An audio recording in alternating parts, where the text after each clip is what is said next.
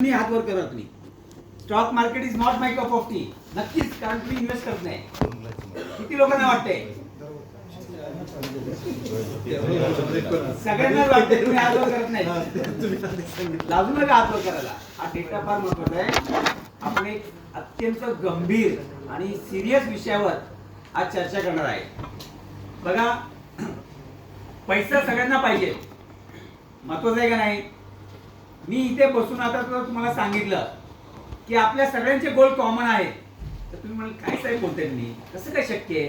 तुमचं गोल आणि माझं गोल कसं शक्य आहे? मी म्हणतो सगळ्यांचे गोल कॉमन आहेत. काय आहेत ते गोल कॉमन? सगळ्यांना मी ॲज्युम करतो 2 मुलं असतील किंवा मुली असतील किंवा एक मुलगा मुलगी असेल, शिक्षण करायचं, त्यांचं जे शिक्षणाचा खर्च आहे, अमाऊंट बद्दल बोलत नाही, कमी जास्त होऊ शकतं, पण खर्च तर आहे शिक्षणाचा.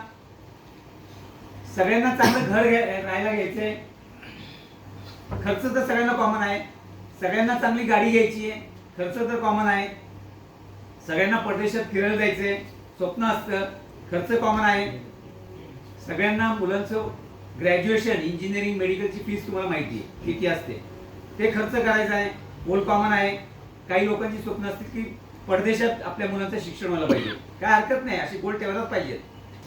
I would love to have my staff children going abroad, तो खर्च आहे.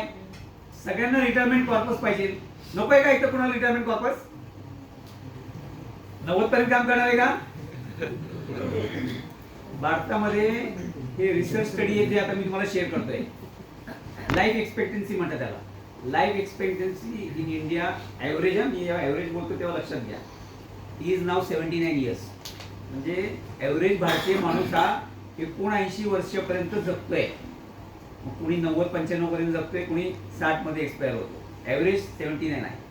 ओके, आता ॲज्युम करा की कुठल्याही कंपनीमध्ये 58 किंवा 68 रिटायरमेंट असते, 2 वर्ष एक्सटेन्शन मिळतं. ओके, 60 वयानंतर इनकमिंग बंद होणार आहे, आउटगोईंग चालू राहणार आहे. काय आउटगोईंग? काय आउटगोईंग आहे? खूप खर्च, खाण्यापिण्याचा खर्च, सर्वात वाढणारा खर्च म्हणजे औषधाचा खर्च, मेडिकल ट्रीटमेंट, गाडी लागते, पेट्रोल लागते, मित्र परिवार बरोबर फिरायला लागतं, त्यांच्याबरोबर जेवायला लागतं, नातू असतील तर त्यांना काहीतरी घेऊन द्यायला लागते, त्यांच्या वाढदिवसाला गिफ्ट द्यायला लागते, मुलगी असेल तर त्यांच्या जातो आपण पाहुण्यांच्या एकमेकांच्या घरी, खर्च येतो ना सगळा. सोसायटीत राहत असेल तर सोसायटीचा मेंटेनन्स येतो, गाडी असेल तर गाडीचं मेंटेनन्स येतो. हे माझा स्टडी आहे. मी जेव्हा जे आकडे देतो ते सिरियसली घ्या, मी म्हणत नाही सिरियसली घेऊ नका. ॲव्हरेज एक मिडल क्लास माणसाला, when I am saying middle class म्हणजे वेल टू डू, आता मिडल क्लास म्हणजे गरीब असं समजू नका, मिडल क्लास म्हणजे वेल टू डू, म्हणजे ज्याला दुसऱ्याकडनं मागायची वेळ येत नाही त्याला म्हणतात मिडल क्लास. मिडल क्लासला ॲव्हरेज रिटायरमेंट नंतर 50,000 रुपये खर्च लागतो. कुठून आणणार तुम्ही? Seriously I am talking to you. कुठून आणणार ते 50,000 रुपये? कसं करणार मुलांची लग्न? आपण अमेरिकेत राहत नाही, तिथे ते लग्न स्वतःची स्वतः करतात, आई वडिलांना खर्च द्यायला लागत नाही. शिक्षणाचा खर्च ते स्वतःच करतात, कुठल्याही रेस्टॉरंटमध्ये ते वेटरचं काम करतात, स्वतःचा खर्च स्वतः काढतात, गाडीचा खर्च ते स्वतः काढतात. आपण अमेरिकेत नाही, आपण भारतात आहे. आपल्याला इथे लग्नाला खर्च करायला लागतोय, मुलगी असो का मुलगा असो. 2 मुलं म्हणलं की 2 मुलांचा लग्नाचा खर्च ॲव्हरेज नाही म्हणलं तरी साधं पण लग्न केलं तर 15-20 लाख रुपये खर्च येतो, हे मला माहिती आहे. लॅविश म्हणलं तर it will go in crores. कुठनं आणणार हे पैसे? कुठनं आणणार ते रिटायरमेंट कॉर्पस? बऱ्याच ठिकाणी आई वडील मुलांच्यासाठी आपलं कॉर्पस देऊन टाकतात. असे पण मला कस्टमर भेटतात की आमच्या मुलाला सेट करायचंय लाईफमध्ये, करिअरमध्ये, त्यासाठी मशीन टाकायचंय, स्वतःचा कॉर्पस देऊन टाकतात त्याला, का तर त्याची लाईफ व्हावी म्हणून. अशी चूक करू नका. पहिली गोष्ट म्हणजे इन्व्हर्टेड कॉममध्ये, कारण या जगात मुलगा असो मुलगी असो, माणसाने स्वतःची सेफ्टी बघायला पाहिजे, दुसरे मार्ग शोधायला पाहिजे. पैसा सगळ्यांना हवा आहे, पैसा सगळ्यांना लागणार आहे, पण तो पैसा ग्रो कसा करायचा ह्यातलं किती लोकांना माहिती आहे? ते numbers is already in front of you. 5-6 वर गेले होते म्युच्युअल फंडला आणि 5-6 पण तुम्ही कोल्हापुरात आहे आणि तुम्हाला माहीत नाही आहे, नरेश आकडे काही शेअर करेल, नंतर मी पण करेल. त्याचं प्रेझेंटेशन थोडं बेसिक असणार आहे, माझं पण खूप ॲडव्हान्स आहे. तर ते इतके म्युच्युअल फंड्स इन्व्हेस्टर झालेत इंडियामध्ये आता, नव्हते काही वर्षापूर्वी नव्हते. डीमार्ट अकाउंट भारतामध्ये 4 कोटी होते करोनाच्या अगोदर. आता किती आहेत? 15 कोटी अकाउंट आहेत. म्युच्युअल फंड इन्व्हेस्टर्स फार कमी होते फोलिओज मध्ये इन्व्हेस्ट करणारे. आता किती आहेत? अगेन 8 करोड आहेत. म्हणजे भारताच्या टायर 2 टायर 3 सिटीमध्ये गावागावातून, गुजरातच्या खेड्यापाड्यातून लोक पैसे स्टॉक मार्केटमध्ये म्हणजे म्युच्युअल फंड मध्ये टाकायला लागले. म्युच्युअल फंड मध्ये पैसे स्टॉक मार्केटमध्ये जातात, पण डेट फंड मध्ये पण जातात. त्याचे सगळे प्रकार तो एक्सप्लेन करेल, त्यानंतर थोडं मी पण एक्सप्लेन करेल. तर लक्षात घ्या, money so important in life. आणि सगळ्याला लोन मिळू शकतं, सगळ्याला लोन मिळू शकतं. रिटायरमेंटला लोन मिळत नाही. एक वेळ बँकेत तुम्ही सोनं गहाण ठेवलं तर मुलाच्या लग्नाला सुद्धा पैसे मिळून जातील. रिटायरमेंट होते, मला लोन द्या म्हणलं तर कोणी देणार नाही. अमेरिकेत आहे ना ती पद्धत. अमेरिकेत काय करतो माणूस, घर स्वतःच असतं, नेक्स्ट जनरेशन नसतं, ते जाऊन बँकेत जातात. बँकेत म्हणतात आमच्या घरची व्हॅल्यू एवढी आहे, मला दर महिन्याला एवढे पैसे द्या. ते जगेपर्यंत त्यांना पैसे मिळतात, मेल्यावर ते फ्लॅट त्याचं बँक घेऊन टाकतात. अमेरिकेमध्ये आहे, पण आपण अमेरिकेत नाही, आपण इंडियात आहे. त्याला रिव्हर्स मॉर्गेज म्हणतात. आणि ते सगळं करून ते अडचणीत आली तो देश 2008 मध्ये.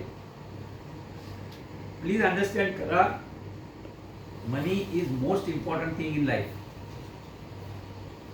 आणि ज्याला हे समजलं नाही, फायनान्शियल लिटरसी काही नाही, तो आयुष्यामध्ये फार म्हणजे काय म्हणतात, रिटायरमेंट लाईफ कुणाला दुःखी मध्ये हे करायचं, म्हणजे गरिबी अवस्थेमध्ये कुणाला आवडेल की माझी रिटायरमेंट लाईफ एकदम पोर व्हायला पाहिजे. तुम्हाला जर मी एक एक आकडे दिले तर तुम्ही म्हणाल साहेब मग मला पगार वाढवा. ते या सेशनचा हेतू नाहीये. प्लीज अंडरस्टँड करा. मी माझी चूक सुरुवातीलाच ऍडमिट केली आहे की मी प्रचंड ज्ञान घेतलेलं आहे गेल्या 15-20 वर्षात. मी नुकसान केलेलं आहे, लॉस केलाय, खूप अभ्यास केलाय. मला 2 अशा स्लाइड्स आल्या तर मी तुम्हाला दाखवणार आहे की त्या स्लाइड नंतर माझे डोळे उघडले की म्हणलो काय आपण करतोय. आज आपण जेव्हा 2 कोटी रुपये रिटायरमेंट कॉर्पस आपल्या मुलांसाठी ठेवतो आणि एफडी मधनं व्याज खातो आणि आपल्याला वाटतंय की हे व्याजाने माझं लाईफ सुरळीत होईल, होत नाही काय ते मी तुम्हाला प्रूव्ह करून दाखवू शकतो. की 2 कोटीची व्हॅल्यू तुम्ही डेथ झाल्यावर 80 वयात तुमच्या मुलांना 2 कोटी नसते, तिची व्हॅल्यू असते 20%, म्हणजे 40 लाख रुपये. 20 वर्षानंतर तुम्ही चुकून 85 वर्ष जगला तर ती व्हॅल्यू अजून खाली येते. ती व्हॅल्यू फक्त 20 लाखच होते, 15% होते. प्लीज अंडरस्टँड करा की हे कशामुळे होतं. हे होतं इन्फ्लेशनमुळे. Inflation is a killer. Inflation is a killer. भाववाढ. मी लाईफ मध्ये एक पैसा पण बघितलाय, एक पैशानी पण मी वस्तू परचेस केल्यात. आता 10 रुपयाची व्हॅल्यू नाही राहिली, 100 रुपयाची पण व्हॅल्यू नाही राहिली, असं देऊन टाकतो आपण. त्यावेळी पैशात पण खूप यायचे. एकाना किती लोकांनी ऐकलं असेल, सिनियर लोकांनी ऐकलं असेल, एकाना 6 पैशाला एकाना म्हणायचं. ती भाषा असायची लोकांची, जुन्या लोकांची. एकाना, दोघाना, तिनाना, म्हणजे 6 पैशाच्या मल्टिप्लाय मध्ये 5 पैशाने एक सिंगल पैसा, 6 पैशाला एकाना म्हणायचे. त्यात खूप काही यायचं. गहू आणि तांदूळचे किलो यायचे. आता मिळतात तेवढ्यात 2000. मी माझे जे पीपीटी आहे ना त्याच्यामध्ये मी माझे स्वतःचे लाईव्ह एक्झाम्पल दिले, एज्युकेशनचे, घराचे, सगळे माझे स्वतःचे एक्झाम्पल दिले, प्रॅक्टिकल एक्झाम्पल. त्यामुळे प्लीज अंडरस्टँड करा की हे सेशन फार गरजेचं होतं आणि फार उशीर केला मी, त्याबद्दल सॉरी. पण सिनियर लोकांनी तरी काही ठिकाणी माझ्याबरोबर बसून ऐकलेले, त्यांना माहिती आहे. ते मी फार फाईन ट्यून केलेलं आहे आणि खूप माझं त्याच्यावर अभ्यास आहे. खूप व्हिडिओज मी ऐकतो. माझा स्टॉक मार्केट ग्रुपमध्ये 600+ व्हिडिओ आहेत जे मी स्वतः पर्सनली ऐकलेले आहेत. आणि त्याचे बरेचसे नोट्स पण बनवलेत आणि ते ग्रुपमध्ये पण शेअर केले. लोक ते वाचत नसतील मला माहिती आहे. माझा लॉस नाही, तो त्यांचा लॉस आहे. मी गोल्ड शेअर करतोय, त्यांना गोल्ड कळत नाहीये. त्यांना फेसबुकवर युट्यूबवर व्हिडिओ बघायला आवडतं, पण ते 5 मिनिटं वाचायला तुमच्याकडे वेळ नाही. तो त्यांचा लुकआउट आहे. मी खूप मेहनत घेऊन ते करतोय आणि अशी मुंडी खाली असते माझा ऐकताना, कानाला लावलेलं असतं, मी नोट बनवत असतो. संपूर्ण कोणी गाडी आली तो उडून टाकेल मला. तर एवढं मी कष्ट घेऊन, नरेशना माहिती आहे, तो आपण आहे तो ग्रुपमध्ये, तो पण ॲक्टिव्हली काय काय गोष्टी शेअर करत असतो. तर मी आता त्याचा वेळ घेत नाही. त्याला पहिली चूक म्हणजे तो टाटा म्युच्युअल फंडमध्ये नाही आहे. त्याची माझी ओळख झाली जेव्हा तो ICICI डायरेक्टमध्ये होता आणि त्यांनी मला, मी फक्त म्युच्युअल फंडमध्ये इन्व्हेस्ट करत होतो. टाटाला माहिती आहे सगळ्या गोष्टी. मी फक्त म्युच्युअल फंडमध्ये इन्व्हेस्ट करत होतो आणि त्यावेळी वेगवेगळं होतं माझं. ICICI डायरेक्टचं वेगळं होतं, HDFCचं वेगळं होतं. त्यांच्या ऑफिसमध्ये आपण जायचो वगैरे. मग मी डाउच बँकमध्ये का गेलो वगैरे मी जरा नंतर सांगतो, नंतर त्याचा वेळ खूप जाईल. आणि म्युच्युअल फंडमध्ये मी चांगले पैसे मिळवले. नंतर मी इक्विटीमध्ये इन्व्हेस्ट करायला लागलो. तर त्याची माझी ओळख ICICI डायरेक्टमुळे झाली. त्यांनी घरात येऊन मला त्यांनी शिकवलं की स्टॉक मार्केटमध्ये इन्व्हेस्टमेंट कशी करायची. त्याच्यामुळे मला ते कळालं आणि माझा कॉन्फिडन्स बिल्ड झाला आणि मी नंतर थोडं थोडं इन्व्हेस्ट करायला लागलो. नंतर तो टाटा म्युच्युअल फंडमध्ये गेला होता आणि आता UTI AMC which is a part of Axis bank group. No अच्छा, UTI अच्छा लिस्टेड एंटिटी UTI AMC, त्याच्यामध्ये तो जॉबला आहे. आणि रिसेंटली मी त्यांना एक काही कस्टमर्स पण देतो, ज्यांना इन्व्हेस्टमध्ये करायची इच्छा असेल तर तुम्ही सुद्धा त्यांना कॉन्टॅक्ट करू शकता. नंतर म्युच्युअल फंडमध्ये इन्व्हेस्टमेंट करायची असेल तर तुमच्या काही शंका असेल तर लिहून ठेवा, विचारा मला. आपण थोडा Q&A सेशन ठेवू. सेशन फार इंटरेस्टिंग असेल आणि हा फार गंभीर आणि सिरियस विषय आहे. Financial literacy is not a easy subject. लोक फार त्याला निग्लेक्ट करतात, जसं लोक हेल्थला निग्लेक्ट करतात. काय होते, खाऊन हेल्थला वॉकला जात नाही, जिमला जात नाही, मला काय होत नाही, असं काही नसतं. आता खूप न्यूज यायला लागलेत आपल्याला, 35 आणि 40 हार्ट अटॅक यायचे. त्यामुळे प्लीज अंडरस्टँड करा, you cannot neglect health, you cannot neglect finance literacy. सगळ्या गोष्टी महत्त्वाच्या आहेत. You can neglect your family also. सगळ्याच गोष्टी महत्त्वाच्या आहेत. Anyway, so I will ask Naresh to do his presentation and after that I will try to give you more practical examples की mutual फंडमध्ये सुद्धा लोकांचे पैसे कसे वाढलेत याची माहिती मी त्याचं सेशन झाल्यावर देतो. Thank you. Thank you thank you sir. Good morning team. माझं नाव नरेश. मी सध्या UTI म्युच्युअल फंड्स कोल्हापूर या ब्रँचमध्ये आहे. सेशन सुरू करायच्या आधी काही गोष्टी मी जसं सांगणार आहे की प्रॅक्टिकली तुम्हाला एक चांगलं लीडर मिळालेलं आहे in the form of Musani sir. की खरोखर बघा त्यांनी हा सेशन आज अरेंज केलेला आहे.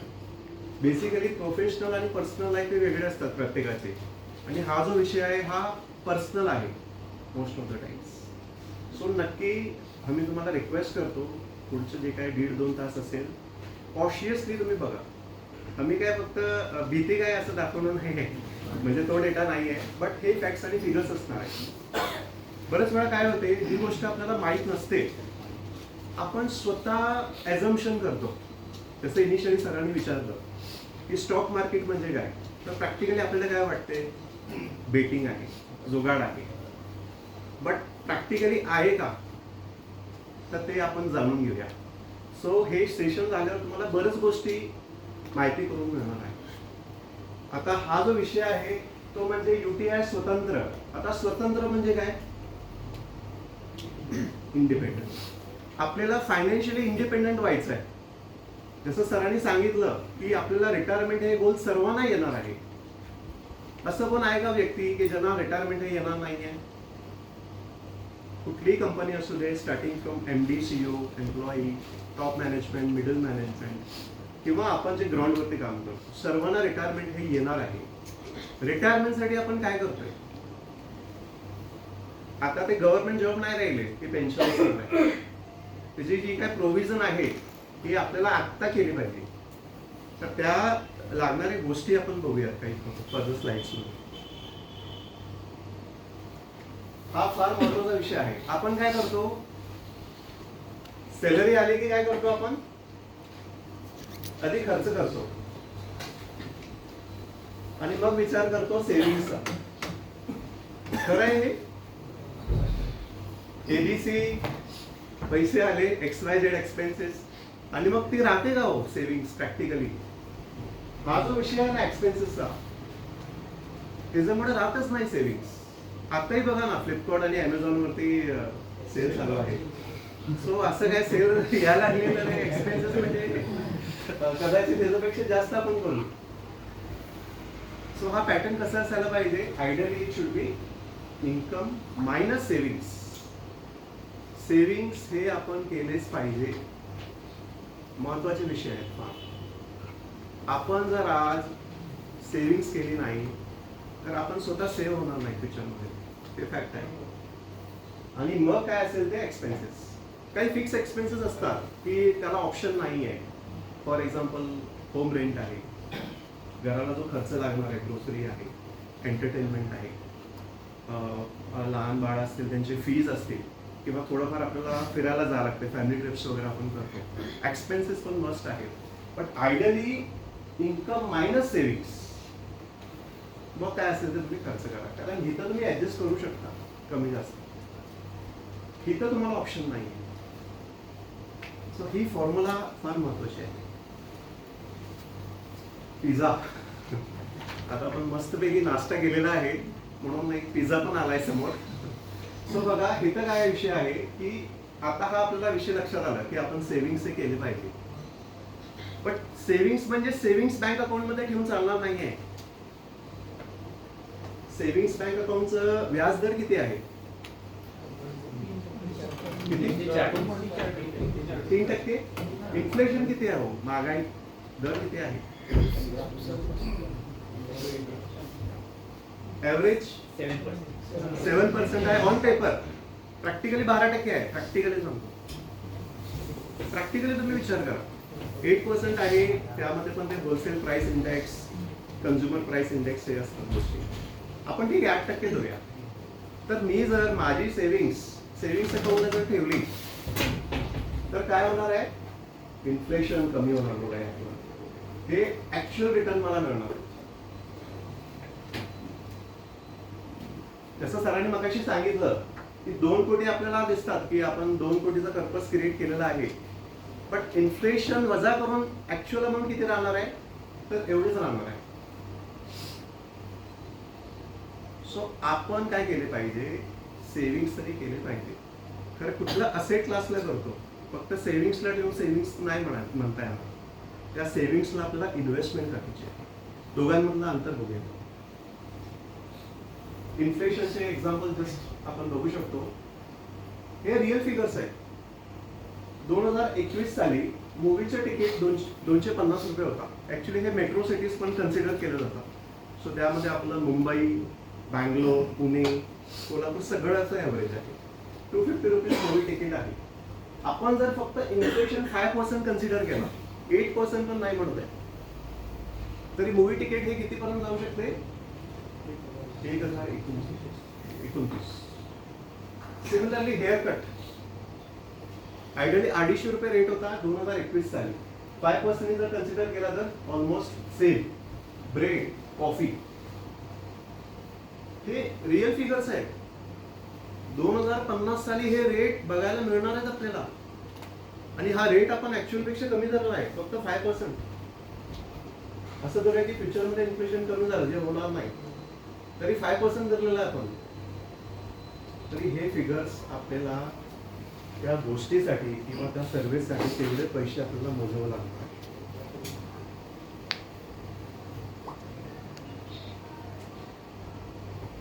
हा जो विषय आहे यामध्ये दोन्ही गोष्टींचा विचार केलेला आहे. एक पार्ट आहे एक्सपेन्सेसचा. आज जर 30,000 रुपये घर खर्च असेल, तो जर आपण विचार केला 15 वर्षानंतर ना, कन्सिडरिंग सेम 5% इन्फ्लेशन, तरी 60,000 रुपयाचा खर्च आपल्याला मोजावा लागणार आहे. खरं आहे, जसं सरांनी सांगितलं, अगदी म्हणजे 1 रुपी 5 रुपीची व्हॅल्यू होती. आज बघतोय तर नाही आहे प्रॅक्टिकली. सिमिलरली आज आपल्याला असं वाटतं की हा ठीक आहे, एक 40-50 हजार रुपये पेमेंट आहे, 30,000 रुपये घर खर्च आहे, चाललंय माझं व्यवस्थित. फ्युचरमध्ये नाही चाललं.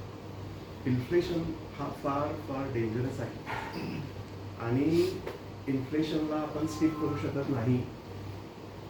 येणारच आहे, आपण फक्त सेफगार्ड करू शकतो इन्फ्लेशनला. सो प्रॅक्टिकली हे रिअल फिगर्स आहेत. 30,000 असेल तर 20 वर्षानंतर ना 80,000 येणारच आहे तेवढा. आणि बेसिकली त्यावेळी आपल्याकडे जॉब असणार आहे का बिझनेस असणार आहे माहित नाहीये. कदाचित रिटायरमेंट आलेली असणार आहे. रिटायरमेंटच्या वेळी 80,000 रुपयाचा खर्च पण कसं करणार.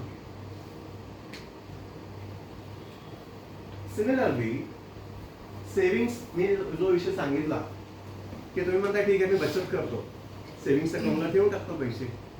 जर तुम्ही सेव्हिंग्स बँक अकाउंटला 1 लाख रुपये ठेवले आज सेव्हिंग्सला, एफडी पण तुम्ही करत नाही, तर कदाचित 20 वर्षानंतर मग तुझी व्हॅल्युएशन प्रॅक्टिकली फक्त 35,000 रुपये राहणार, कारण इन्फ्लेशन आहे 5%.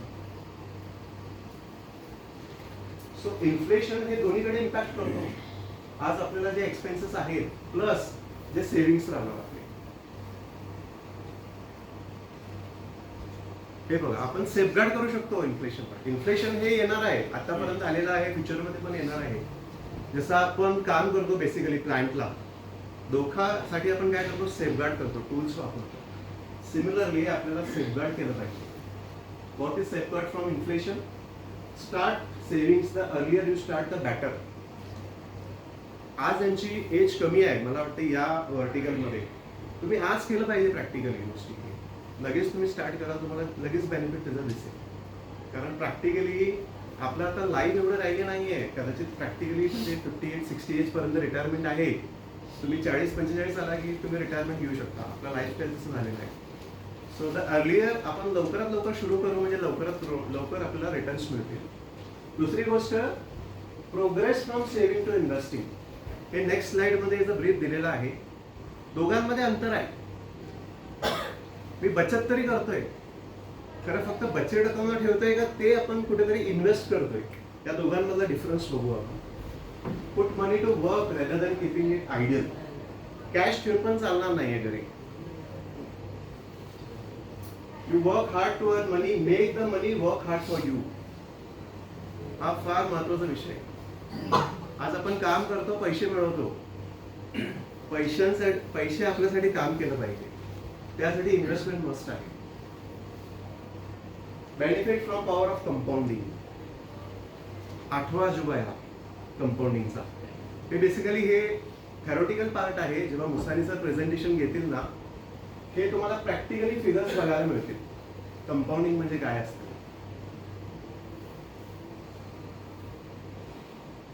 So what we should do, आपण काय केलं पाहिजे. Number 1, shift from saving to investing, create wealth at faster pace. मार्केटमध्ये ना असेट क्लासेस भरपूर आहेत. Next slide please. आता बघा, एज आहे तिथे दिलेलं आहे. तिथं 3 प्रकारची कॅटेगरीज आपण डिवाइड केलेल्या आहे, ज्याला 20s मध्ये आहेत, 30s मध्ये आहेत आणि 50+ आहे. काय असते बरेच वेळा, ही आपली जी फेज आहे टिल 35-40, आपण पैसे अॅक्युमुलेट करू शकतो. अॅक्युमुलेशन म्हणजे सेव्हिंग जास्त करू शकतो, इन्व्हेस्टमेंट जास्त आपण करू शकतो, रिस्क आपण जास्त घेऊ शकतो. रिस्कियर असेट क्लासमध्ये आपण इन्व्हेस्टमेंट करू शकतो. कदाचित तुमचं जर एज 50 असेल आणि जर कोणी सांगितलं की सर आपण इक्विटी मार्केटमध्ये इन्व्हेस्ट करूया, तेवढे धाडच होणार नाही. तुम्हाला नाही बाबा, ते फार व्होलेटाईल असते, मी आधी केलं असतं. सो म्हणून आज जे 35-40 ब्रॅकेटमध्ये आहेत, मला वाटतं मोस्ट ऑफ द क्राऊड आपला जो आहे या एज ब्रॅकेटमध्येच आहे. या एज ब्रॅकेटमध्ये आपल्याला बऱ्यापैकी पेआउट्स पण असतात. आपला हा पीक पिरियड असतो मिळवायचा बेसिकली. सो आपले जे सेव्हिंग्स आहेत किंवा जी सॅलरी असते बऱ्यापैकी असते सांग. सो या फेजमध्ये आयडियली आपण काय केलं पाहिजे, वेल्थ ॲक्युमुलेट केली पाहिजे, बचत केली पाहिजे. आणि बचत करून नाही, फक्त इन्व्हेस्टमेंट पण केली पाहिजे. पुढची जी फेज असते वेल्थ प्रिझर्वेशन फेज, ही बहुतेक सरांना सध्या ऍप्लिकेबल आहे. की सरांनी जे आतापर्यंत पोर्टफोलिओ क्रिएट केलेला आहे तो प्रिझर्व करायचा आहे. खर्च करायचं नाहीये, कारण काही गोल्स आहेत म्हणून सरांनी ते अक्युमुलेट केले होते. फ्युचरमध्ये सरांना काही गोल्स येणार आहेत, त्यासाठी ते प्रिझर्व आपण केलं पाहिजे. आणि मग एक स्टेज येते पोस्ट रिटायरमेंट माइट बी, तेव्हा साठलेला जो पर्पस आहे त्यातनं विड्रॉल घ्यायचा. सो आपण आता अक्युमुलेशन फेज मध्ये असून मॅक्झिमम सेव्हिंग्स करून ती जी रक्कम आहे ती आपण इन्व्हेस्ट केली पाहिजे. आणि हे पॅरामीटर दिले आहेत, अग्रेसिव्ह आणि कन्झर्वेटिव्ह. अग्रेसिव्ह म्हणजे काय आहे की आपण आता डिसिजन घेऊ शकतो. आज आपण जी इन्व्हेस्टमेंट करणार आहे ती लगेच नाही लागणार आहे, 3 वर्षांनी, 5 वर्षांनी, 7 वर्षांनी, 10 वर्षांनी लागणार आहे. सो या पॉईंट ऑफ टाइमला आपल्याकडे तेवढा वेळ पण आहे, प्लस आपण रिस्क पण घेऊ शकतो. सो हा एक महत्वाचा विषय आहे. आपण इन्व्हेस्टमेंट का केली पाहिजे? इन्व्हेस्टमेंट का केली पाहिजे आपण? हे सगळे गोल्स आहेत बघा. पहिलं गोल काय आहे? Educational inspiration, essential requirements, family inspiration, luxury inspiration आणि रिटायरमेंट. जे मॅरिड आहेत, आता तुम्ही खर्च बघितलाय हो, प्ले स्कूलचं किती आहे? स्टार्टिंग किती आहे? आधी किती होती?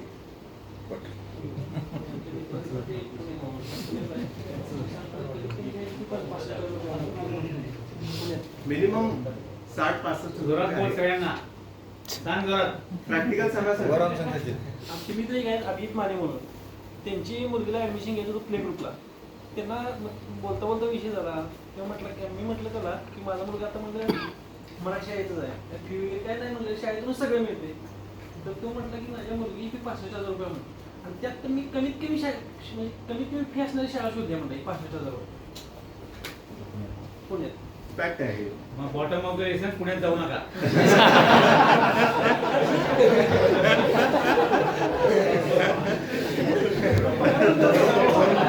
कोल्हापूरला या. पण आहे तिकडे जर 65 असेल, तिथं 30-35 तरी असेल. सो खर्च वाढला आहे, एज्युकेशन एक्सपेन्सेस हे वाढलेला आहे.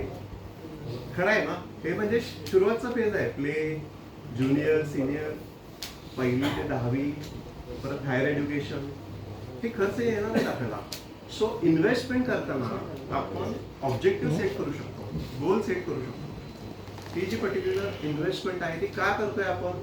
तर कोणासाठी हा एक गोल असू शकतो.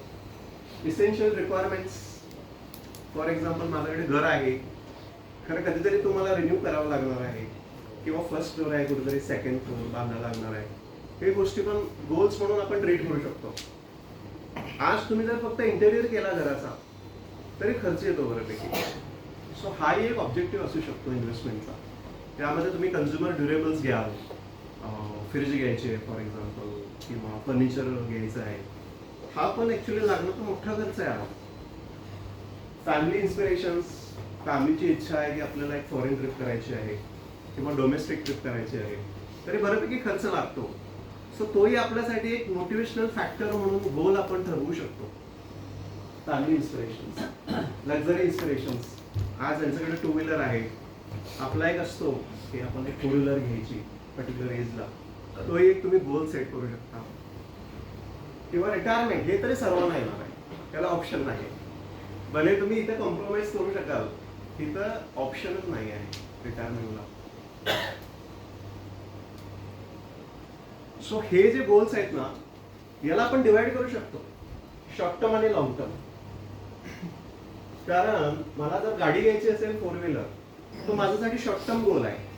3 वर्ष, 5 वर्ष मी असं ठरवलेलं आहे की मला पुढचे 3 वर्षात कार घ्यायची आहे. त्याची कॉस्ट मी आत्ता काढणार, 3 वर्षानंतर त्याची कॉस्ट किती असू शकते, त्यासाठी आज मी काय केलं पाहिजे असं कॅल्क्युलेशन्स करून देतात फायनान्शियल मॅनेजमेंटमध्ये. सो आपण म्हणजे पर्सनली कनेक्ट होऊन किंवा सर पण तुम्हाला गाईड करू शकता की तो गोल आपण सेट करून त्यासाठी आज आपण काय केलं पाहिजे, किती अमाऊंटची इन्व्हेस्टमेंट केली पाहिजे, लमसम असू दे किंवा मंथली SIP अमाऊंट, हे आपण ठरवू शकतो. घर घ्यायचं आहे, घर आता कोणासाठी शॉर्ट टर्म असेल, कोणासाठी लॉंग टर्म असेल, हॉलिडे, रिटायरमेंट आणि एज्युकेशन. सो हे गोल्स आपण ठरवू शकतो. शॉर्ट टर्म साठी वेगळे ऑप्शन्स असतील, लॉंग टर्म साठी वेगळे ऑप्शन्स असतील. आता बघा, आता तुम्हाला कळालं की सेव्हिंग्स का केली पाहिजे, इन्फ्लेशन काय आहे, गोल्स काय असतात फायनान्शियली. आता तुम्ही ठरवलेलं आहे की ठीक आहे, माझी एक 25,000 रुपये सॅलरी आहे, त्यापैकी आपण 5,000 रुपये इन्व्हेस्ट करू. आता हे 5,000 रुपये तुम्ही कुठे इन्व्हेस्ट करणार, काय काय ऑप्शन्स आहेत? Property, insurance, bank deposits, gold, stocks, bonds, हेच आहेत बेसिकली. याला आपण ऍसेट अलोकेशन्स म्हणतो, ॲव्हेन्यूज ऑफ इन्व्हेस्टमेंट्स. ऑप्शन्स काय काय अवेलेबल आहेत आणि कुठलं बॅटर आहे हे आपण ठरवू शकतो. आणि पुढच्या स्लाइड्स मध्ये तुम्हाला क्लिअरिटी येईल की कुठलं बॅटर आहे. हे नाव तुम्हाला ऐकून माहिती आहे? प्रॉपर्टी वेल नोन म्हणजे माहितीच आहे. इन्शुरन्स, इन्शुरन्स मध्ये लाईफ इन्शुरन्स, हेल्थ इन्शुरन्स हे प्रकार आहे.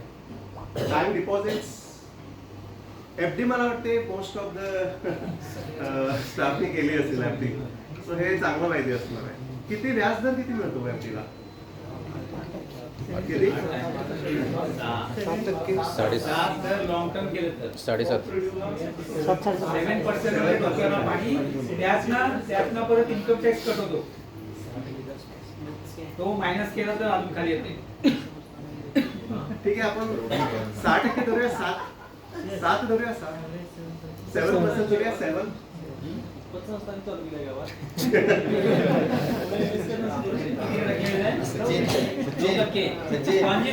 पैसे परत मिळणार का? गरीब लोकांनी आमच्या संस्थेची जोडलेली आहेत, त्यांना माहिती आहे, लोन पण दिले आहे त्याला. या विषयावर मी नंतर बोलते. सिक्युरिटी असेल तर मला पण सांगा. नंतर माणूसच आहे व्हायचं सगळं.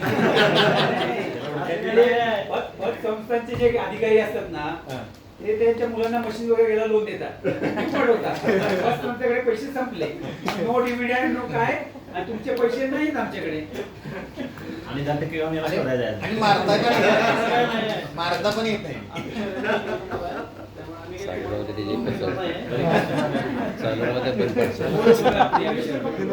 बरं असेल नंतर नाही, याचं solution उद्या मग आपण आतापर्यंत बँक किती बुडाले तो?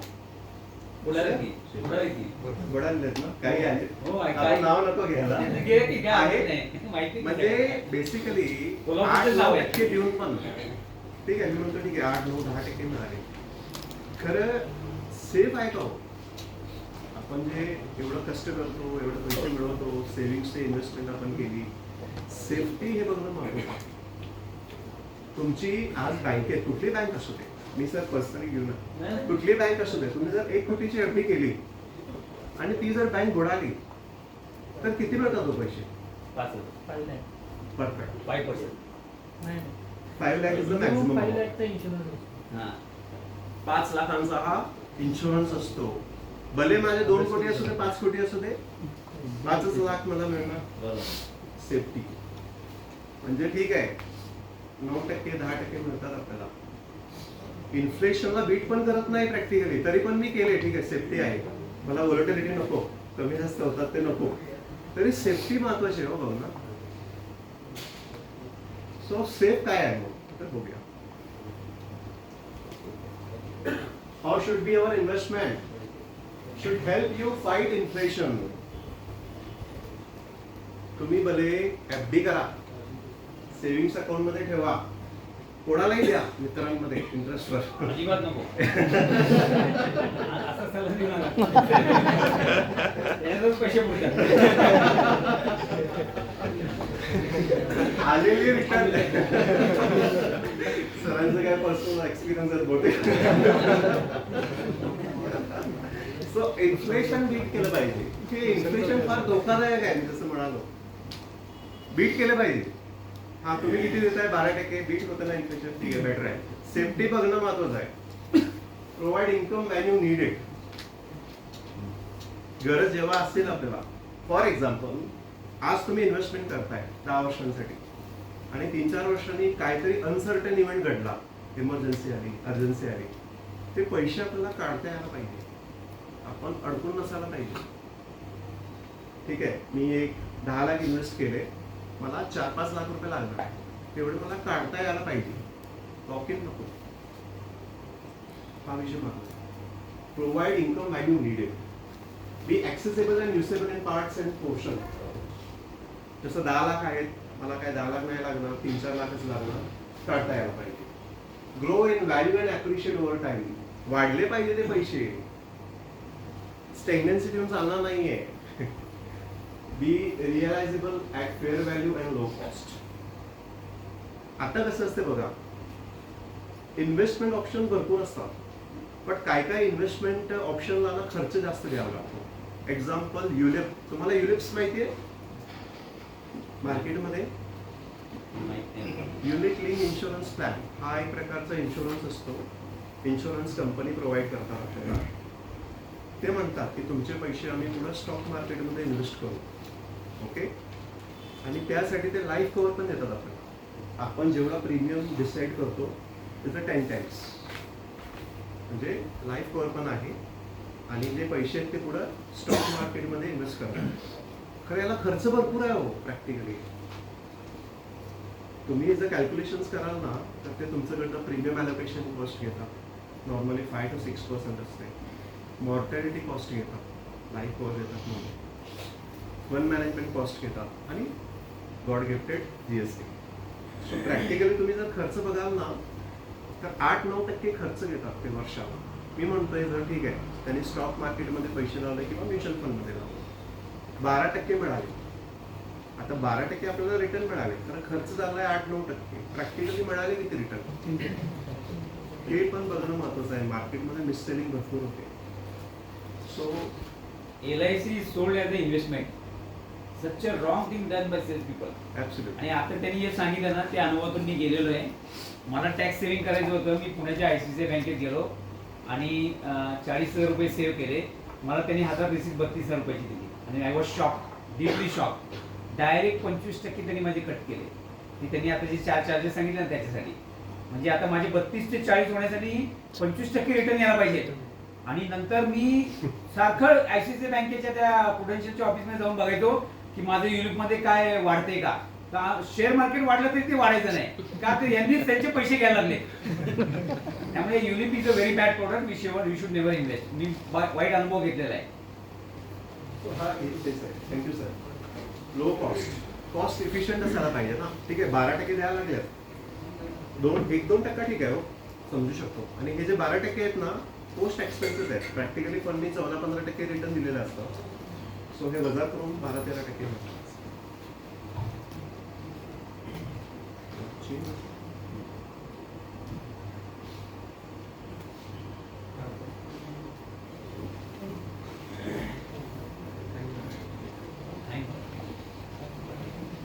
तोपर्यंत काही डाऊट्स आपण जे थोडंफार बघितलं बेसिक्स. आता तुम्ही जे सांगितलं युनिट. त्यामध्ये कसं होतं तुम्ही म्हणणार की लाईफ कव्हर देतात, बरोबर. बरोबर. तर तुम्ही समजा एखादा व्यक्ती जो हातावर आहे त्या दरम्यान एक्सपायर झाला तर त्याला लाईफ कव्हर मिळालं नाही सोडलेलं. फार चांगले की जिंदगी के LIC बाद पण है. तेच सांगतोय, जिंदगी के बाद है. LIC पण तेच सांगते. तुम्हाला खेळ दाखवते 25 लाख मिळणार, 50 लाख मिळणार, किती वर्षानंतर. जेवढे पैसे त्याची रिटर्न LIC चे 4.5 ते 5%. किती खूप अभ्यास केलाय मी, खूप न्यूजपेपर वाचले, खूप फायनान्सवर अभ्यास केलाय. LIC returns are exactly 4.5%, not more than that. आणि equity returns even in mutual funds are very high, which I will share you when I will do the presentation. Absolutely. खूप हाय.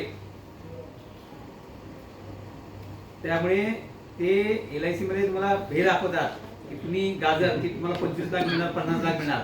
त्या 25 लाखाची व्हॅल्यू आज 5 लाख पण नाहीये, त्यावेळी 5 लाख पण नसणार. आज तुम्हाला जे 25 लाख दाखवलं जातं त्याची 5 लाख पण देत नाही, त्यासाठी कितीतरी पैसे त्यांना देत आहे आणि मी इन्फ्लेशनच्या खाली रिटर्न घेत आहे 4.5% त्याच्याकडनं. So LIC is a bad product. I never recommended आणि मी पण कधी इन्व्हेस्टमेंट केलेली नाही. एकच पॉलिसी घेतली होती 6,000 रुपये प्रीमियमची, ती माझी पूर्ण झाली. सरांनी जे गोष्ट सांगितली ना बेसिकली लाईफ कव्हर हे असावा, पण टर्म प्लॅन प्रमाणे. हा एक सर ग्राफ दाखवून एकदा.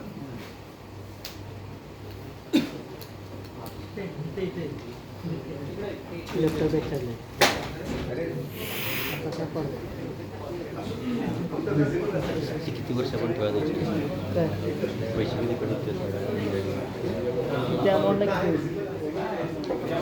किती वर्ष ठेवण्याचा टॅक्स बसणार सर ते म्युच्युअल फंड आपण ठेवतो की नाही म्युच्युअल फंड हां ते जास्त किती वर्ष आपण ठेवायचं असतं किंवा पैसे जर का आपण काढले मॅच्युरिटी झाल्यानंतर मी सांगतो हे बघा म्युच्युअल फंडमध्ये इन्व्हेस्टमेंट जी असते ही म्युच्युअल फंडवाल्यामध्ये एक्सपर्ट्स लोक बसलेली असतात ज्यांना कंपनीचा खूप अभ्यास असतो की कुठली कंपनी ग्रो होणार आहे. पहिले एक लक्षात घ्या, मी तुम्हाला क्लिअर करतो की स्टॉक मार्केटमध्ये रिटर्न तेवढेच मिळतात जेवढी ती कंपनी ग्रो होते. लक्षात घ्या, कंपनी मुनाफा करते म्हणजे प्रॉफिट करते त्यामुळे तो स्टॉक वर जातो, त्यामुळे त्याचं रिरेटिंग होतं, त्यामुळे जास्त लोक ते स्टॉक घेण्याच्या मागे पडतात कारण कंपनीचा ग्रो होतोय.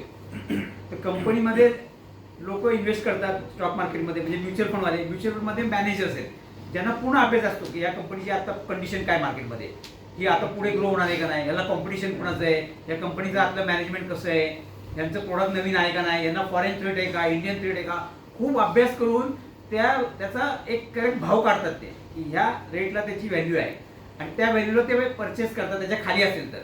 म्हणजे रुपये कमाल 58 में 54 में देणे का, हे इक्विटी मार्केटचा हे आहे की 1 रुपयाची वस्तू 25 पैशात मिळाली ती घ्यायची आणि ती जेव्हा 1 रुपयाची वस्तू 1.5 रुपये झाली 2 रुपये झाली तेव्हा विकायची. आता तुझा प्रश्न की ते कधी काढायचं. पहिलं तर इन्व्हेस्टमेंट करायची असेल तर लॉंग टर्म व्ह्यू पाहिजे 3, 5, 10 वर्षाचा. काढायचा प्रश्न कधी काढू शकता.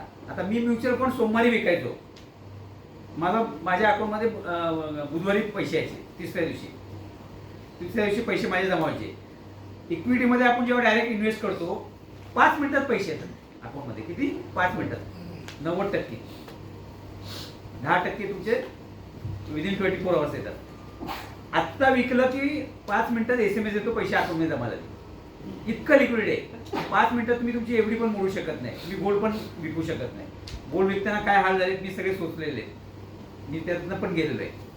एवढी तर मी आयुष्यात कधी घेतलेली नाही. पण हे म्युच्युअल फंडमध्ये तुम्हाला पैसे जेव्हा लागतील तेव्हा काढा. Basically investment should be goal base. Okay, मी सुरुवातीला तुम्हाला सांगितलं goals are very important in life. आणि प्रत्येकाचे आपले सगळ्यांचे गोल्स कॉमन आहेत. मुलांचं लग्न, त्यांचं शिक्षण, गाडी घेणे, फिरणे, घर घेणे, रिटायर होणे, हे गोल्स सगळ्यांना कॉमन आहेत. कुणी म्हणत नाही की मला इथनं कॉमन आहे. हा, कुणी लग्न नसेल केलं तर तो म्हणू शकतो याचं मला कॉमन नाही, मला काय मुलं नाही येत त्यामुळे माझे लग्न मुलांचा खर्च बनत नाही, किंवा कुणाला इश्यू नसेल तर मुलांचा खर्च नसेल, तो भाग वेगळा आहे. We are talking about general public. Okay, it should be investment should be goal based. Number 1. गोलच्या जवळ आलं की ते काढून टाकायचे. पण टॅक्स किती बसतोय काढताना. आता बघ, पूर्वी इक्विटीला 0% टॅक्स होता. पूर्वी 0% टॅक्स होता. मग तो गव्हर्नमेंटने 10% लावला. 10% लावला.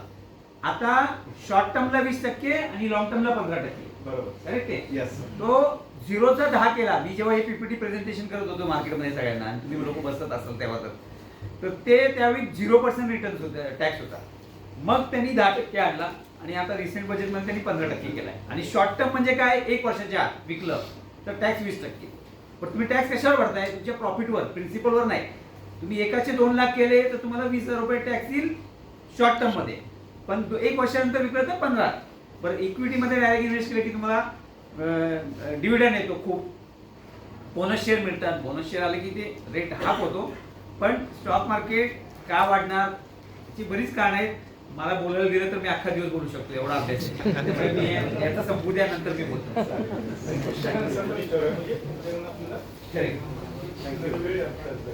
It is highly liquid. तुम्हाला गोल्ड सुद्धा एवढं फास्ट विकता येत नाही, एवढं फास्ट मला म्युच्युअल फंड आणि स्टॉक मार्केट विकता येईल. तुझा प्रश्न उत्तर कधी काढायचा हा प्रत्येकाचा वैयक्तिक प्रश्न आहे. 20% 15% गेलं. हा एक ग्राफ हे आहे, इमेज म्हणता येईल. तर आपण जे गोल्स बघितले मीडियम टर्म आणि लॉंग टर्म, 15% यासाठी ऑप्शन वेगवेगळे आहेत. ते आता शॉर्ट टर्म काही गोल्स आपण ठरवले. शॉर्ट टर्म म्हणजे फायनान्शियल्स मध्ये आपण म्हणतो 1 ते 3 वर्ष. ओके, मीडियम टर्म 3 ते 7 वर्ष. अबव लॉंग म्हणजे अबव 7 इयर्स. हे आता प्रत्येकाचे वेगळे असू शकतात ना गोल्स माहिती. आता सरांसाठी रिटायरमेंट माहिती बी इथं येईल एक्झाम्पल, पण तुमच्यासाठी इथं आहे. सो ऑप्शन्स आपण चेंज करतो या ठिकाणी. पण हे ठीक आहे, हे करणं महत्वाचं आहे. आता मला सांगा, हा करता आहे फॅमिलीचा, त्यांनी एवढी सगळे इन्व्हेस्टमेंट करून ठेवलेले आहे. ओके, अनफॉर्च्युनेटली काय मेडिकल इमर्जन्सी आली आणि यांचं फॉर एक्झाम्पल मेडिक्लेम नाहीये, तर काय होणार? हे जे केलेले इन्व्हेस्टमेंट आहेत ना, ते मोडून त्यांनी ते खर्च केला पाहिजे हॉस्पिटलमध्ये. आणि आजची ट्रीटमेंट फार महाग आहे, प्रॅक्टिकली कॉस्ट फार वाढलेले आहे. एक एज्युकेशन कॉस्ट आणि एक हेल्थ कॉस्ट भरपूर वाढलेली आहे. मेडिकल इन्फ्लेशन भारतामध्ये हे 15% आहे. किती? 15. म्हणजे काही वर्षापूर्वी ती वस्तू ऑपरेट करायला किती खर्च यायचा आणि आता किती, हे जर तुम्ही कंपाऊंडिंग केलं तर पर्सेंटेज वाईज तर ते 15% इन्फ्लेशन आहे मेडिकलचं. आणि एज्युकेशन इन्फ्लेशन 13%. माझं स्वतःचं एक्झाम्पल माझ्या स्लाईडमध्ये आहे रायशाचं. त्याच कॉलेजमध्ये मी शिकलो, तिथंच रायशा शिकली. 13% इन्फ्लेशन आम्ही काढलेले. 13% एज्युकेशन इन्फ्लेशन. आमच्या शाळेची फी 5 रुपये होती महिन्याला. त्यामुळे प्लीज अंडरस्टँड करा की इन्फ्लेशन फार डेंजर आहे. आणि खाण्यापिण्याचं इन्फ्लेशन आहे, जे आपल्याला रोज वस्तू लागतात, ते जवळजवळ 8 ते 10% आहे. आणि हे जे एज्युकेशन आणि मेडिकल आहे ते प्रचंड आहे, खूप हाय इन्फ्लेशन. आणि त्या प्रपोर्शनेटमध्ये आपले जर आपण पैशाची वाढ नाही झाली तर आपले पैसे ॲक्च्युअली दिवसेंदिवस कमी होतात. आणि FD मध्ये ठेवणं हे गुन्हा आहे, सेव्हिंग मध्ये ठेवणं हे मोठा गुन्हा आहे. सेव्हिंग मध्ये ठेवणं मोठा गुन्हा आहे आणि मित्रांना आणि पॉन्जी स्कीम मध्ये टाकणं हे मोठं पाप आहे. कोणी पॉन्जी स्कीम मध्ये इन्व्हेस्टमेंट केलेली आहे आता पण सांगणार कोणी नाही. cost केली का विचारा.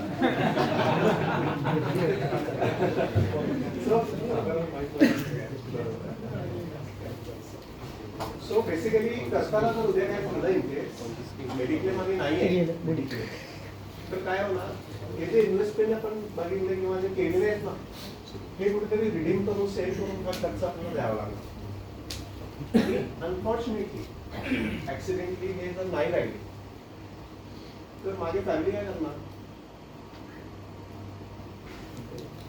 हेच शेवटी त्यांनी भले 2 कोटीचे इन्व्हेस्टमेंट केले असतील, 1 कोटीचे काय केले असतील, हे सगळं काय होणार? सेल करावं लागेल त्यांना फॅमिली मेंबर्सला.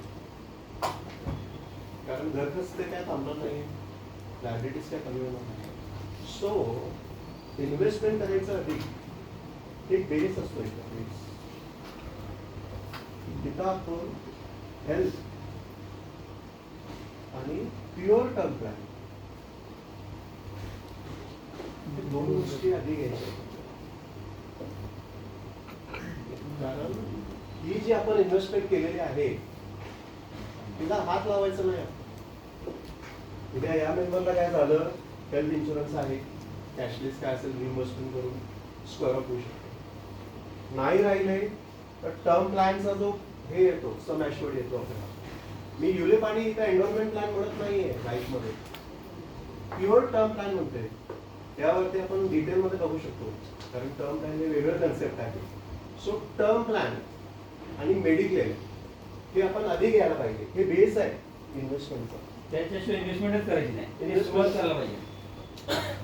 पहिलं तुमची मेडिक्लेम सफिशियंट असायला पाहिजे to take care of your family health आणि तुमचा टर्म प्लॅन असायला पाहिजे. आता माझा टर्म प्लॅन मी 2.5 करोडचा केलाय नॅचरल डेथला, पण ऍक्सिडेंट डेथचा 4.5 कोटी आहे. तर term plan is a must. जे LIC तुम्हाला सांगतो ना की आम्ही तुम्हाला प्रीमियम देणार नाही, फॅमिलीला पैसे देणार, ते तुम्हाला टर्म प्लॅन त्यांचा फार महागा असतो आणि ते पैसे तुम्हाला फार जास्त मागतात त्यासाठी. पण तुम्ही नॉर्मल प्रीमियम घेऊन कमी वयात जे टर्म प्लॅन काढतात ते नॉर्मल प्रीमियम देऊन फार मोठा टर्म प्लॅन घेऊ शकतात. बरोबर. सो LIC मध्ये पण आहेत काही प्लॅन्स, तुम्ही जसं सांगितलं 10 टाइम्स कव्हर मिळतो किंवा एन्डोर्मेंट प्लॅन असतात की इन्फॉर्च्युनेटली काय झालं तर एक 5 लाख किंवा 10 लाख देतात. ते सम ॲश्युअर्ड सफिशियंट देत नाही LIC, कारण ते काय करतात ना, इन्व्हेस्टमेंट आणि इन्शुरन्स तुमचं कंबाईन करतात, त्यामध्ये आपलंच नुकसान आहे. आता मला सांगा, एक व्यक्ती आहे तो 1 लाखाचा प्रीमियम भरतोय वर्षाला, त्याला 10 लाख रुपये फक्त सम ॲश्युअर्ड मिळणार आहे. म्हणजे उद्या काय घडलं तर त्या फॅमिलीला फक्त 10 लाख रुपये मिळणार आहे. 10 लाख रुपये सफिशियंट नाही आहे तो, कारण 10 लाख रुपये एवढं पेआउट देणार नाही फॅमिलीला, आणि ती फॅमिली किती वर्ष सर्व्हाइव्ह होणार. सो मुद्दा काय आहे, टर्म प्लॅन आपल्याला मॅक्झिमम देते सम ॲश्युअर्ड आणि प्रीमियम कमी घेते. तसं सरांनी सांगितलं की 2.5 कोटींचं सरांनी पर्सनली घेतलेलं आहे. 2.5 कोटी हे सायझेबल अमाऊंट आहे. म्हणजे एखादी फॅमिलीला 2.5 कोटी जर आले तर ते सर्व्हायवल करू शकतात पोस्ट. सो हे विचार करणं पण महत्त्वाचं आहे. फायनान्शियल लिटरसीमध्ये इनिशियली जे गोष्टी येतात ते म्हणजे मेडिक्लेम आणि टर्म प्लॅन. ते तुम्ही कोणाकडे करून घेऊ शकता, असं काय हे नाही आहे. फक्त तुम्ही करेक्ट तोच प्रोडक्ट घेताय का हे बघा, कारण मार्केटमध्ये मिससेलिंग भरपूर झालेली आहे आणि चांगले नॉलेजेबल लोक पण फसतात. जसं सरांनी एक रिअल एक्झाम्पल सांगितलं पुण्यातला जो होता. सो हे गोष्टी तुम्ही थोडंसं मायन्युटली बघा, हेल्थ आणि टर्म प्लॅन, आणि मग काय असेल ते पुढे इन्व्हेस्टमेंट करा. Short term, long term, medium term काय असेल. सो हे बॅक टू टॉपिक. इथं कसं आहे बघा, एक थाळी आहे, व्हेज आहे ॲक्च्युली. सो यामध्ये वेगवेगळे ऑप्शन्स आहेत. सिमिलरली आपण जेव्हा इन्व्हेस्टमेंट करतो तेव्हा वेगवेगळ्या गोष्टींमध्ये केले पाहिजे. एकामध्ये कॉन्सन्ट्रेटेड नको की माझ्याकडे 1 कोटी मला इन्व्हेस्टमेंट करायचे, 1 कोटीचे 1 कोटी मला एफ डी करून चालणार नाही. त्यातले 5-10 लाख रुपये ठीक आहे एमर्जन्सी म्हणून मी ठेवले, बट मॅक्झिमम त्यातला जो पार्ट आहे मला हा त्या ठिकाणी इन्व्हेस्ट करायचा आहे ज्या ठिकाणी ग्रोथ मला जास्त मिळणार आहे आणि सिक्युरिटी आहे, सेफ्टी आहे, कोणतरी रेग्युलेटर आहे त्या इन्व्हेस्टमेंटला. तर हे बघा, आता अल्टिमेटली हे सगळे ऑप्शन्स आपण बघितले. हे काही ऑप्शन्स आहेत की जे व्हॅल्युएशन्स मध्ये वाढतात. गोल्डचा रेट किती चालू आहे सध्या? 76 किती? 76 77. ठीक आहे, 76 आपण घेतलं, काही वर्षांनी 80,000 रुपये झाला. वाढ किती झाली? 4,000. हे 4,000 आपण म्हणतो ग्रो इन व्हॅल्यू. ओके. आणि जे आपण एफडी करतो बँकेत वगैरे 8% आपल्याला इंटरेस्ट मिळतो. ओके. तो 8% इंटरेस्ट मिळतो आपल्याला, क्रेडिट होतो, ते म्हणजे जनरेट इन्कम. सो 2 प्रकारचे असतात गोष्टी. एक आहे ग्रो इन व्हॅल्यू, म्हणजे आपण लमसम इन्व्हेस्ट केली, 1 लाख रुपये केले, काही वर्षांनी 1.5 लाख रुपये झाले, म्हणजे 50,000 रुपये हे आपले ग्रो इन व्हॅल्यू. आणि काही गोष्टी असतात की प्रिन्सिपलमध्ये वाढ होत नाही, तर या प्रिन्सिपलमुळे आपल्याला इंटरेस्ट मिळतो, इन्कम मिळते. सो हे आपण काय करतो म्युच्युअल फंड्समध्ये, हे सगळे तुम्हाला असेट क्लासेस एका ठिकाणी देतो. म्युच्युअल फंड माहिती आहे कोणाला? कोणी SIP केली असेल असं? Systematic investment plan. SIP म्हणजे काय? सिस्टमॅटिक इन्व्हेस्टमेंट तेवढं कन्सेप्ट काय आहे? SIP आणि म्युच्युअल फंडवर डिटेलमध्ये माझ्याकडे स्लाइड आहे, ती पण घेऊ शकतो.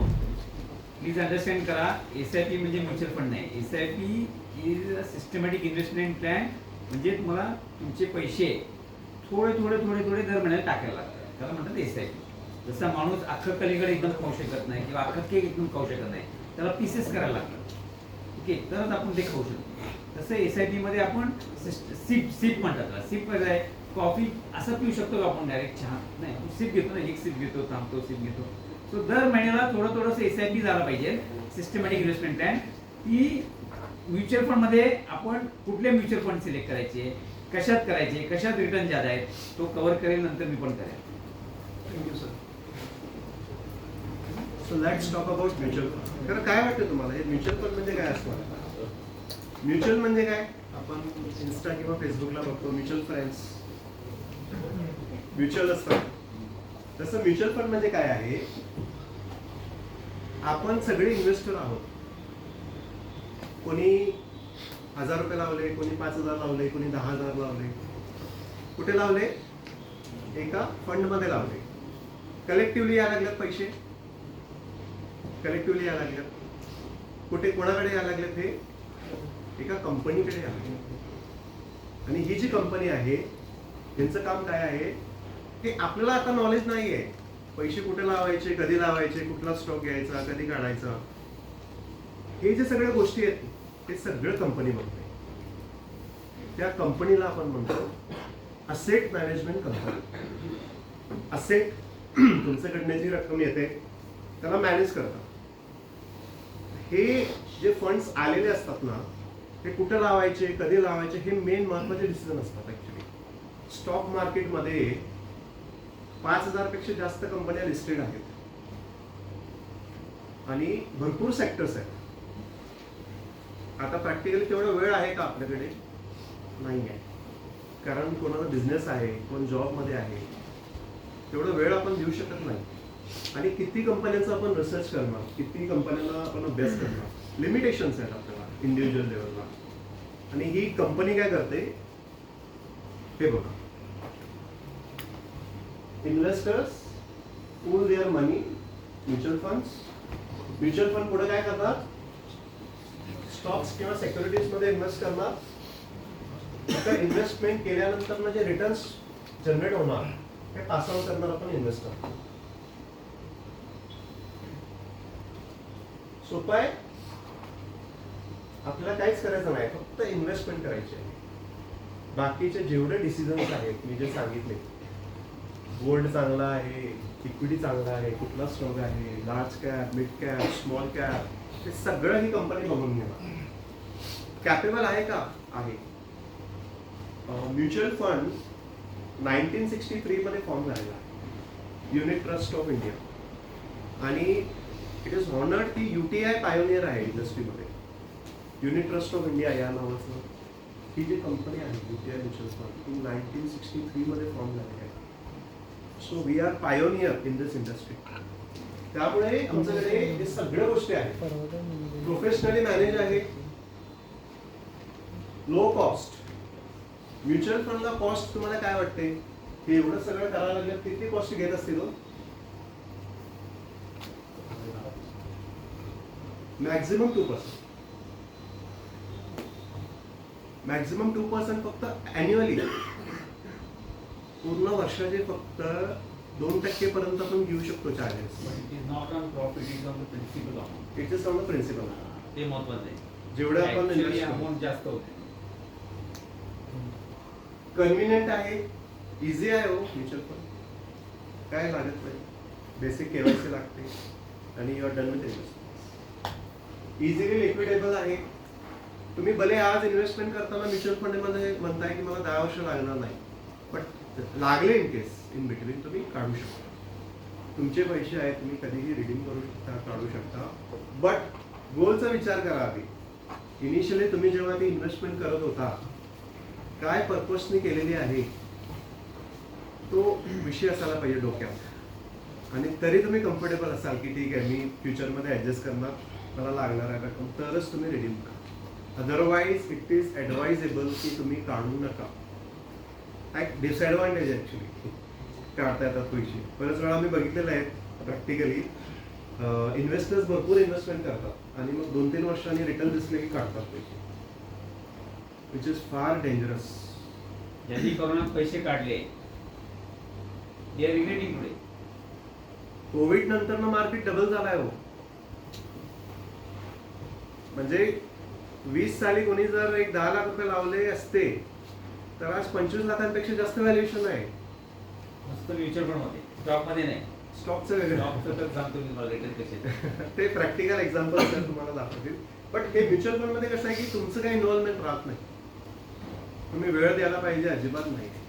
तुम्ही तुमचं जे बेसिक काम आहे त्यामध्ये इन्व्हॉल्व असून सुद्धा पार्टिसिपेट करू शकता. सो रिस्क तुमची डायव्हर्सिफाय होते. कारण म्युच्युअल फंड मध्ये ना एक फंड मॅनेजर असतो, बेसिकली टीम असते फंड मॅनेजरची. ते फंड मॅनेजर काय करतात ना, पुढे त्यांचे रिसर्च अॅनालिस्ट असतात, एक 15-20 जण. त्यांना वेगवेगळे सेक्टर दिलेले असतात अभ्यासाला. FMCG, banking and financials, pharma, innovation, हे सगळं सेक्टर ते बघतात. आणि त्या अॅनालिस्टचा रोल काय आहे, मार्केटमध्ये ज्या कंपन्या आहेत ना त्यांना डेली ट्रॅकिंग ठेवतात. त्यांची कॉस्ट किती आहे, price to earning, PB ratio, हे फार टेक्निकल टर्म्स आहेत. हे सगळं ते बघतात प्रॅक्टिकली. आणि मग त्यांनी जर एक 10 कंपन्या दिले फंड मॅनेजरकडे, फंड मॅनेजर प्रॅक्टिकली परत अभ्यास करणार त्या 10 कंपन्यांचा की कुठले चांगले आहेत, बेस्ट कुठले आहेत त्यातले, आणि त्यातले मग काही फंड्स घेतले जातात. सो एवढं सगळं प्रोसेस आहे, म्हणून आपण याला म्हणतोय की प्रोफेशनली मॅनेज. आणि याला रेग्युलेटर सेबी आहे. सेबी माहिती आहे, जसं बँकिंगला आरबीआय आहे तसं हे जे गोष्टी आहेत कॅपिटल मार्केट्स आपण म्हणतो, security exchange board of India फार कडक आहे. फार म्हणजे आतापर्यंत तुम्हाला असं जाणवलं नाही की म्युच्युअल फंडमध्ये स्कॅम झालाय कुठला? नाही. कोणी मित्रांनी सांगितलं असेल, युट्यूबला आला असेल, इन्स्टाला असेल, फेसबुकला आला असेल तर मलाही दाखवा. अजिबात झालेलं नाहीये. विचार करा तुम्ही, 1963 आणि आज आपण 2024 मध्ये आहे. सेन्स ऑप्शन एक सिंगल रुपीचा स्कॅम नाही झालाय म्युच्युअल फंड मध्ये. सो एवढी सेफ्टी आहे या ठिकाणी. सो हे काही कॅटेगरीज आहेत म्युच्युअल फंडचे. हे आपण ज्यावेळी प्रॅक्टिकली 1 to 1 भेटू किंवा चर्चा करू त्यावेळी, कारण हे कॅटेगरीज आहेत basically. Equity, debt, hybrid. Equity म्हणजे पुढे पैसे आपण कुठे इन्व्हेस्ट करतो? स्टॉक मार्केटमध्ये. स्टॉक मार्केटमध्ये चांगल्या कंपन्या आहेत. सो आपण काय केलेलं आहे, म्हणजे सेबीनं जेवढ्या कंपनीज आहेत ना मार्केटमध्ये त्याला 3 कॅटेगरीजमध्ये डिवाइड केलेलं आहे. Large cap, mid cap, small cap. Okay. So large cap कंपन्या म्हणजे टॉप 100, 5,000 पैकी टॉप 100 म्हणजे हे लार्ज कॅप. पुढचे 150 म्हणजे मिड कॅप आणि राहिलेले हे स्मॉल कॅप आणि मायक्रो कॅप. सो हे सेबीनं केलेलं आहे. सो हे जे प्युअर इक्विटी स्टॉक्स आहेत ते म्हणजे इक्विटी स्कीम्स. डेट म्हणजे काय आहे ते? Government debentures, bonds, treasury bills. याला धोका नसतो अजिबात, खरं रिटर्न कमी असतं. म्हणजे एफडी पेक्षा बेटर, इक्विटी पेक्षा कमी. आणि हे हायब्रिड मध्ये दोघांचं कॉम्बिनेशन आहे. Hybrid category. हायब्रिड म्हणजे ईव्ही वरती पण आहे आणि फ्युल वरती पण आहे. सो यामध्ये इक्विटी पण असणार आणि डेट पण असणार आहे. सो हे आपण स्कीम्स बघू. हे फक्त कॅटेगरीज आहेत, तुम्ही समजून घ्या. इक्विटी एक प्रकारची असते, डेट असते, हायब्रिड असते. हे बघा, आता हे जे काही फीचर्स दिलेले आहेत, इक्विटीमध्ये हायर रिटर्न्स आणि हायर रिस्क. हायब्रिड मॉडरेट, कारण यामध्ये डेट पण आहे. डेटमध्ये रिटर्न्स पण कमी आहेत आणि रिस्क पण कमी आहे. लिक्विड, हे लिक्विड ऍक्च्युली आपलं बघायचे कॉपरेटिव्ह बँक्स आहेत ना, तेही म्युच्युअल फंडमध्ये इन्व्हेस्ट करतात. कुठे करतात ते? लिक्विड स्कीम्समध्ये. अगदी 1 डे, 7 दिवस, 8 दिवस, 10 दिवस यासाठी ते मोठी मोठी रक्कम पण इन्व्हेस्ट करतात. Cooperative banks. सो हे त्यांच्यासाठी खास आहे. किंवा काही कंपनीज असतात की एखादा कंपनी आहे, त्यांना मोठी रक्कम आलेली आहे, ती काय लगेच लागणार नाहीये. म्हणजे 3-6 महिन्यांसाठी त्यांना पैसे जर लावायचे असतील तेही लावू शकतात. त्यासाठी ही लिक्विड स्कीम. इव्हन तुम्हीही, तुमच्याकडे काय सपोज एक बोनस आला आणि तुम्ही नाही ठरवलाय की त्या बोनसचं काय करायचं, आणि लगेच पण ती रक्कम नाही लागणार आहे, तुम्हाला रिस्क पण घ्यायची नाहीये, मग तुम्ही जर सेव्हिंग्स मध्ये ठेवले तर तुम्हाला 3% मिळणार ना. तीच रक्कम काय करायची? लिक्विडला पार्क करून ठेवायची 3 महिन्यांसाठी, 6 महिन्यांसाठी. कारण इथला जो रेट आहे तो साधारण 7.5-8 पर्यंत मिळतो आत्ताच. खूप कंपन्या इंडस्ट्रीमध्ये, कॉर्पोरेट कंपन्या भारतातल्या आता लिक्विड म्युच्युअल फंडमध्ये पैसे इन्व्हेस्ट करतात, इन्क्लुडिंग मायक्रोमॅटिक. आणि मायक्रोमॅटिकनी पण मागच्या वर्षी 2.5 कोटी रुपये हे म्युच्युअल फंडमधून मिळवलेले आहेत त्यांच्या फायनान्सच्या माणसाने. यूज आहे. हरीश साहेबांनी शेअर केला होता सेल्स कॉन्फरन्सला. म्युच्युअल फंडमध्ये सगळे पार करतात, सगळ्या कंपन्या पैसे पार करतात. कारण तुम्ही जर करंट अकाउंटमध्ये ऑपरेट करत असाल तर त्याला व्याज मिळत नाही. समजा तुमचं सीसी नसेल, ग्रॅच्युटी लिमिट नसेल आणि करंट अकाउंटमध्ये पैसे पडले असेल तर करंट अकाउंटला व्याज नाही. तर लोक काय करतात, अगदी थोडी अमाऊंट तिथं ठेवतात, बाकीचे सगळे ते लिक्विड फंडमध्ये टाकतात आणि त्याच्यावर त्यांना रिटर्न मिळतात. आणि मग जसं त्याच्या पार्टीचे पैशाची द्यायची वेळ आली, 22 तारीख का मशीनचं पेमेंट करायचे 25 तारीख, त्यावेळी ते पैसे काढतात. देशपांडे ऑटोमॅटिक तसंच करायचे. 3 दिवस अगोदर ते म्हणायचे मला सांगायचं, म्हणजे आम्ही ते पैसे त्यातनं काढून तुम्हाला मशीनचे पैसे देणार आहोत फंड्समधून. खरंय. अजूनही कोल्हापूर आपल्या भागातल्या कंपन्या लिक्विड फंड हे वापरतात, थीम चांगली आहे. सो ॲट द एंड आलोय आपण. जे आपण डिस्कस केले गोष्टी की आता माझा जर व्ह्यू व्हेरी शॉर्ट टर्म आहे, बिलो 1 इयर, त्यासाठी एमर्जन्सी नीड्स म्हणून आपल्याला ओव्हरनाईट आणि लिक्विड फंड्स आहेत ऑप्शन्स. आता मला सांगा एमर्जन्सी फंड म्हणजे काय? म्हणजे आपली जेवढी सॅलरी आहे किमान 3 किंवा 6 महिन्यांचं अमाऊंट हे एमर्जन्सी फंड म्हणून आपण पार केलं पाहिजे. म्हणजे जेव्हा हे आपण बघितलं ना गोष्टी, हेल्थ झालं, टर्म प्लॅन झालं, त्यानंतरचा तुला जर गोल असेल तो म्हणजे very short term, below 1 year, overnight किंवा लिक्विड सीम्स एमर्जन्सी नीड्स म्हणून. मग शॉर्ट टर्म आलं 1 ते 3, मग वॅकेशन आहे, बाईंग अ लॅपटॉप, हायब्रिड आलं, कार कन्झम्पशन, लॉंग टर्म आलं, चिल्ड्रन्स फंड. हे म्हणजे ऍक्च्युली फंडचे नाव आहेत.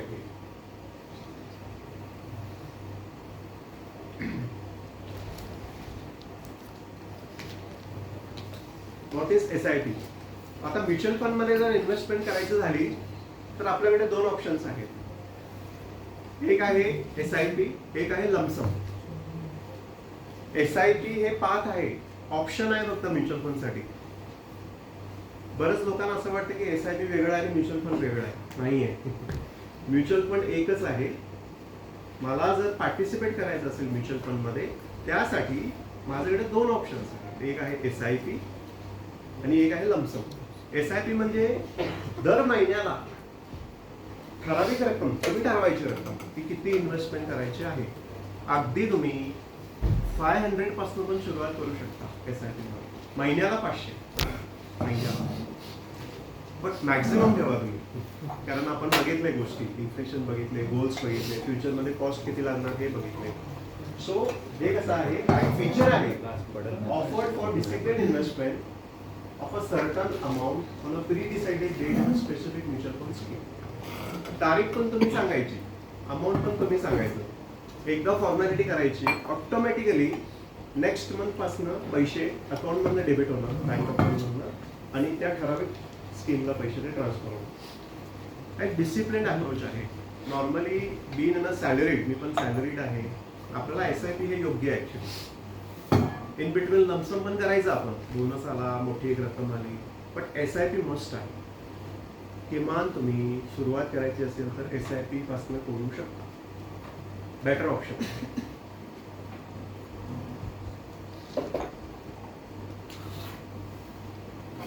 आता मी म्हणणार आपण बरेच वेळा काय होते, आता ठीक आहे करायचंय असं डोक्यात आलं, करूया, बघूया, विचारूया, थोडस घरी विचारूया.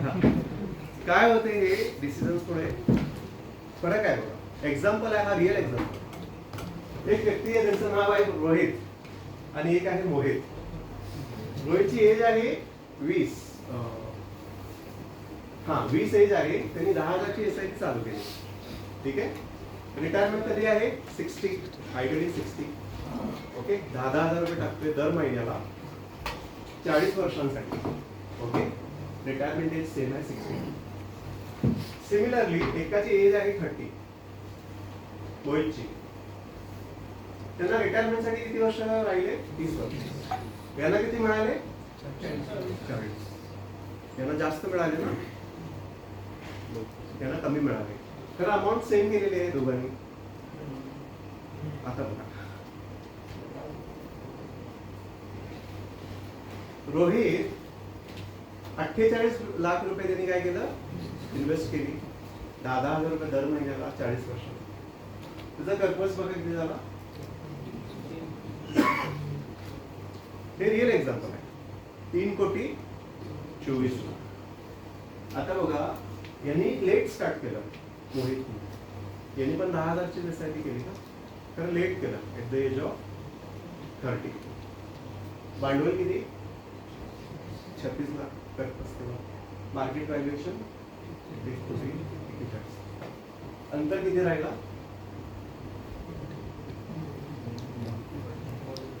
50%. 2 कोटीचा आसपास. म्हणजे फक्त अर्ली स्टार्ट केल्यामुळे त्यांना जास्त बेनिफिट मिळाला. रिटर्न दोघांचे सेम आहे, सेम फंड, सेम रिटर्न. फक्त त्यांनी अर्ली स्टार्ट केलं, यांनी थोडंसं वेळ लागला. सो म्हणून तुम्ही लवकरात लवकर सुरुवात करा. This is the power of compounding. Magic of compounding. Magic of compounding म्हणजे 10,000 करून सुद्धा त्यांनी तो म्हणजे करोडपती झाला प्रॅक्टिकली. आणि आपणही होऊ शकतो. मोठी गोष्ट नाही आहे आज. इरेस्पेक्टिव्ह ऑफ अमाऊंट आपण सुरुवात तरी करू शकतो. ठीक आहे, अगदी 3 कोटी नाही, 5 कोटी नाही, 1.5-2 कोटीपर्यंत करू शकतो आपण जर ठरवलं तर. आणि जसं जसं आपलं इन्क्रिमेंट्स होतात दरवर्षी किंवा कसं पॅटर्न आहे त्या त्यावेळी तुम्ही टॉपअप करा. SIP भले आज तुम्ही सुरू करताना 1,000ची करा, उद्या जर सॅलरीमध्ये इन्क्रिमेंट झाली तुम्ही तीच SIP 1,500, 2,000 पर्यंत घेऊ शकता. हळूहळू वाढवायची, तोड द्यायचा नाही असं. तेवढं तरी आपण करू शकतो ना बेसिकली. पण हे केल्यामुळे बघा कोटींमध्ये फरक येत नाही.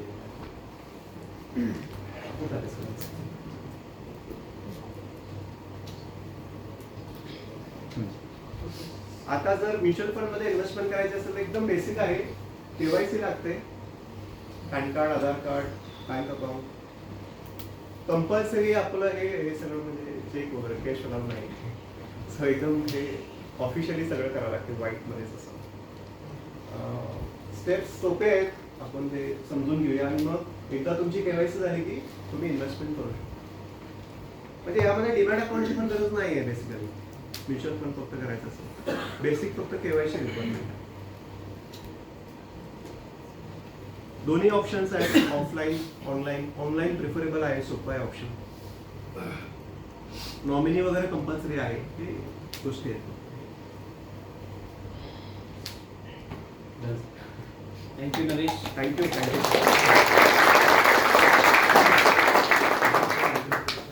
फार सोप्या लँग्वेजमध्ये त्यांनी आपल्याला SIPचे फंड क्लिअर केलेले आहेत. मी थोडे त्यांनी सांगितल्याप्रमाणे प्रॅक्टिकल एक्झाम पण घेणार आहे आणि थोडं डिटेलमध्ये जाणार आहे.